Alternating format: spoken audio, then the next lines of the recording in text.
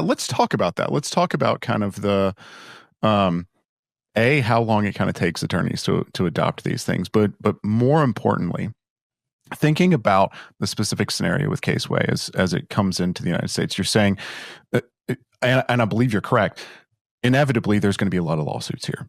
Yeah. And so there's going to be one front, at the very least, that is a pretty large slog for you guys. How does an attorney go about saying, okay, well, I'm still going to get into that platform. I'm still going to try to use that platform, even though, and no matter what the risk is, even though there's a risk that it somehow goes the way of Ross, you know, right. And so now I've invested my time, I've invested my knowledge into that platform.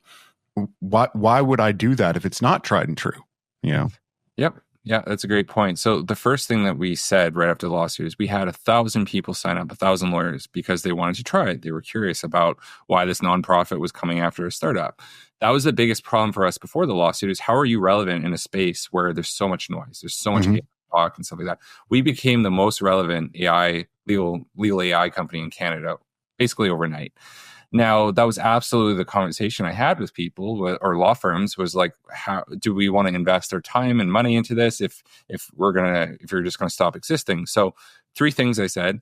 Number one, just do month to month. You know, we have annual rates. If you're paying month to month, there's really no risk. Your risk is $49 for this month. The other thing is that there's no infrastructure tie-in right now for Caseway. It is just a legal platform. So you don't have to tear out your infrastructure.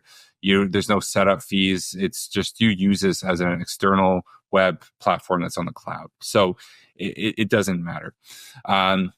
The third thing, and this is very different, is that I am not going to go away at all. Like if I had to reincorporate in the Bahamas, I don't think I will, but if I had to be in a beach, if I had to be in Africa, if I had to do this from Shanghai, I would do it. Like we are not going to go anywhere. Like I'm absolutely like a fighter when it comes to this stuff. And I don't care what any organization does. I firmly believe in this. I believe it's good. And we get emails from testimonials all the time from lawyers, and they're like, this is an amazing product. Like, thank you so much for building this. And that gives me the conviction. So we will never shut down. Like, I don't care. Like, even if the lawyer's like, it's so much better if you shut down for a few years, we're not going to do it. Like, I don't care. I will live on a beach in the Bahamas and I will operate this, not just, come at me.